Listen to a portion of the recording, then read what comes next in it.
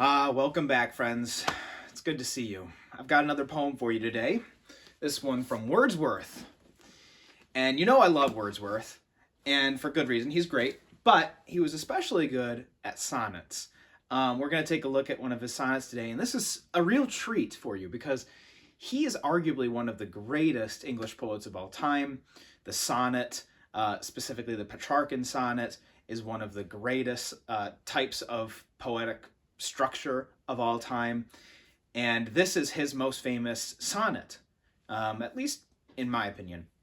So you could say this is like the best of the best that you're getting here. I don't want to set the bar too high because then my reading of it might do it a disservice. In fact, I'm sure it will. But let me show you the subject, the muse of today's poem. There it is. I hope you can see that. That is, of course, Westminster Bridge in London. I had the joy of going down to London, oh gosh, maybe 7 years ago now. I went with my father and we did sort of a tour of Europe. It was really only like 3 or 4 countries. But it was a very informative experience for me. We visited London and it struck me as just one of the most beautiful cities in the world.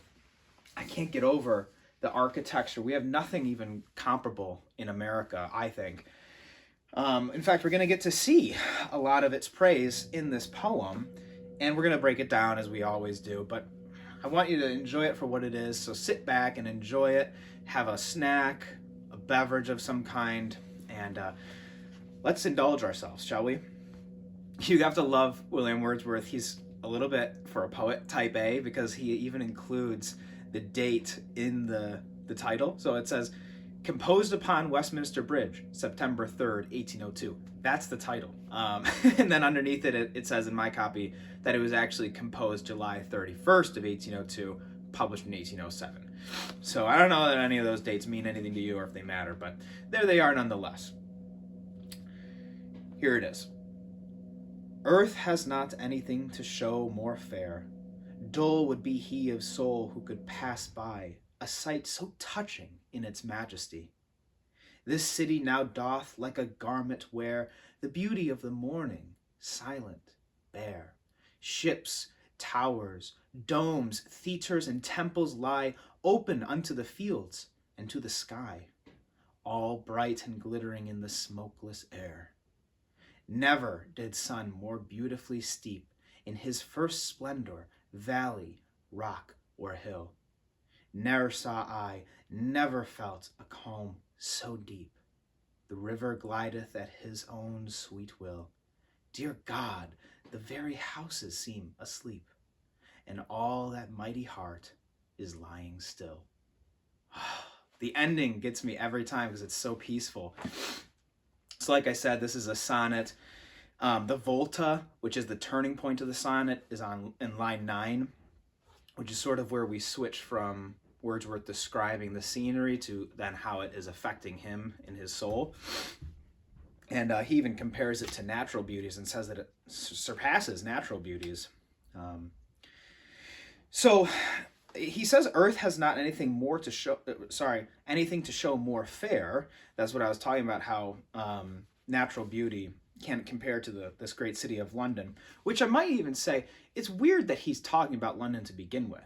The Romantic poets were mostly concerned with nature and how beautiful nature was, and it was sort of a return to nature, almost a rebellion against industrialization.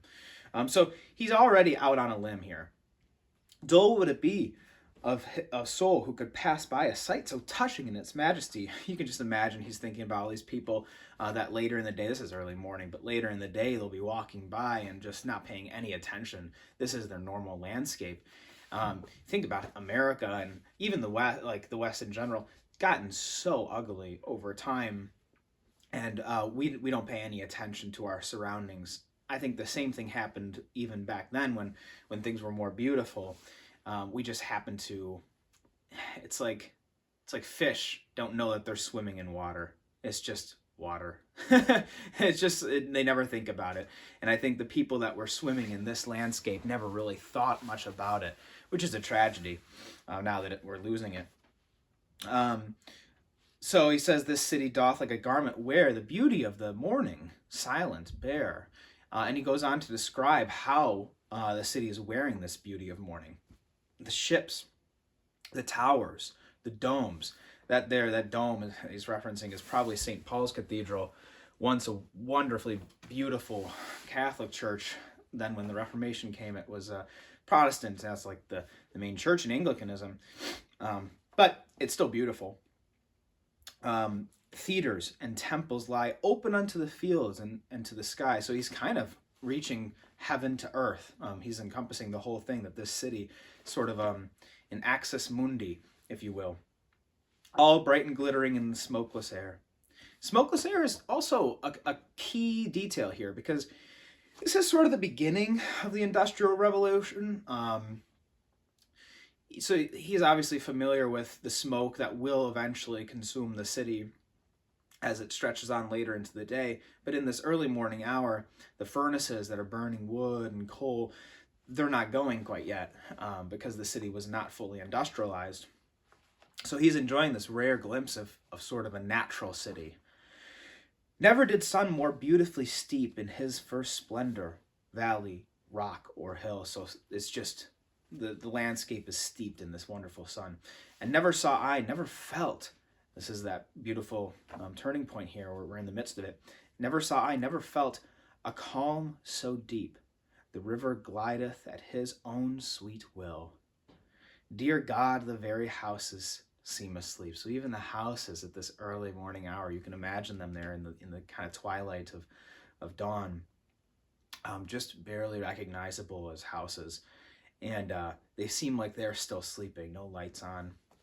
And all that mighty heart is lying still. London, of course, is the heart of not only England, but the UK, you would argue maybe Europe, and perhaps even the whole world. So it's sad to see what's happened to London, that great city. But I'm sure that there's good things still to come that will be produced out of that city. That's mostly everything that I've got for you. I think that it's worth reflecting on the beauty that's in our natural world and how we can fight to protect that beauty. We want to have a mind for our children, for the next generation. It's a sign of a collapsing society when we don't take care for the next generation.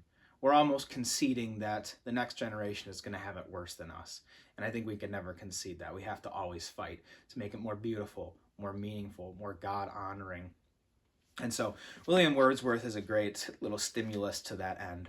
I hope you enjoyed it. God bless you and have a wonderful day.